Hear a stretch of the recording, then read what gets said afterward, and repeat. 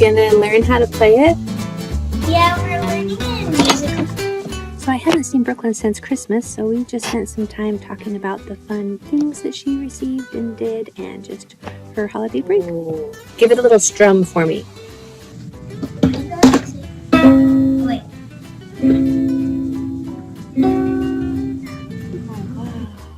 That's so cool. What does that do? Okay. Now that we've had a little show and tell, it's time to get on to the lesson. The end of a multi-syllable word. It is the same sound that you hear at the end of structure, adventure, picture, culture, nature, scripture, future. Did you hear the same sound at the end of all those words? That sound, chur, is what T-U-R-E says at the end of a multi-syllable word. Look at all of these words. There is 1, 2, 3, 4, 5, 6, 7, 8. All but one have a T-U-R-E at the end. The other one is the second word down in the second column. It starts with an E. Do you see that? That one doesn't have T-U-R-E at the end, but it does have T-U. T-U all by itself says chew, like you're sneezing. Chew.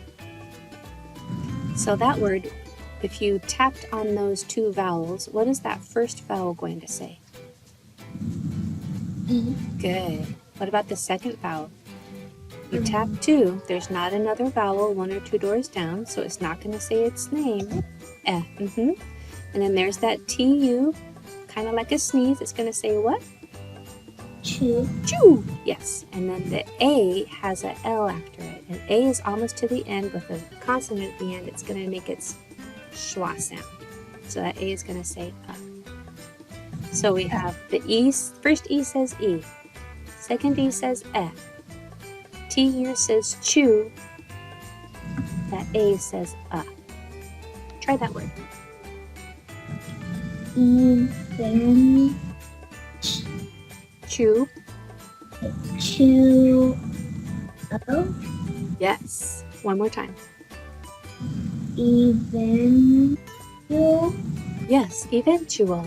Kind of like eventually. I will get to it. So if it had a ly at the end, it would say eventually. But without that ly, it's just eventual. It's a long word, huh?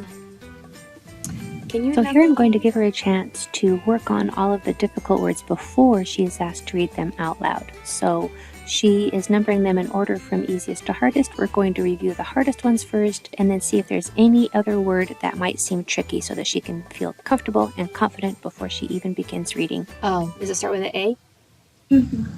So when you tap 2 on that A, is the A going to say its name? No. And there's not another vowel 2 doors down, so it's not going to make it schwa sound. It's going to make its normal, typical sound, like apple. Again, I'm giving her a lot of review myself instead of asking her because we haven't met in a while and I want to set her up for success and not put her in a place where she doesn't know the answer to a question. Typically, I would prompt her and help her to answer these review questions herself, but since it's been so long, I'm going ahead and being a little easy on her today. Sure. You got it. Eventual. Oh, look at that. That was a hard word a few minutes ago, but not anymore. Eventual. Excellent.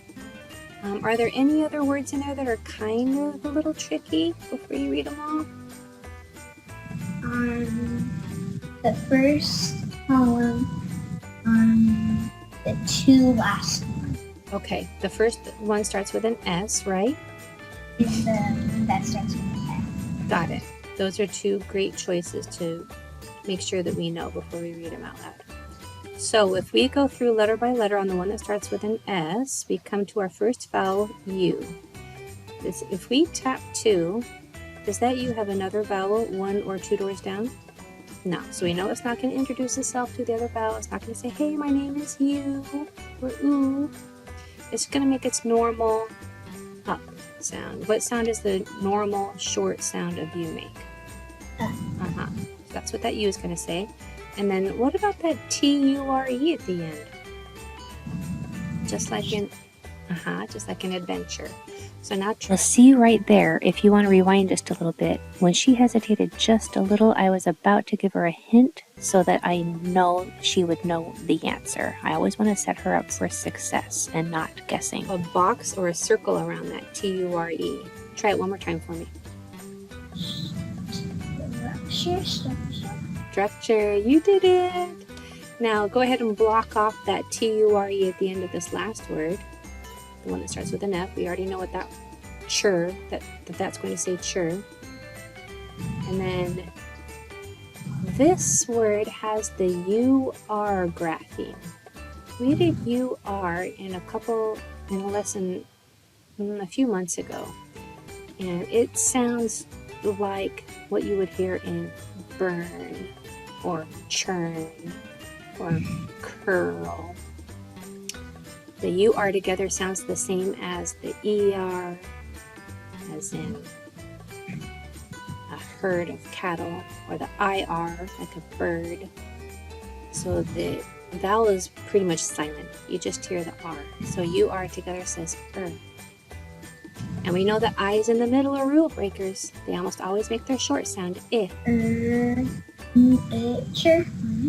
Yeah, it makes it so much easier when you know what those letters are going to say ahead of time, huh? Any other words that you want to talk about before you read them out loud? Okay. Can you read them for me? Don't go from easiest to hardest. Just go from the top across, down, across, down, across, down, across. Can you do it that way for me? Capture, culture, venture. So capture and then culture and then go back over when you go down. Yeah. Future. Eventual. Very good. Picture. Sculpture. That one, a lot of kids. Yeah, you just had to take a second look at that and you knew it was scripture, huh? Keep going. Scripture, structure, venture, furniture. Nice. So just as a review, what does T-U-R-E say at the end of words? Sure. Good. And what about just the T-U all by itself? Like a sneeze. Sure. Go ahead and put that U at the end of it. Chew. Oh, chew. Like eventual. Okay, let's keep practicing. Okay, so at this point, we just continued with games and activities using these word cards to practice that T-U-R-E sound and the T-U sound. By the end of our lesson today, she read them all easily and understood what that unit said. So next time when we come back, we will review again, only I will have her articulate the answers to the questions this time. Thanks for watching.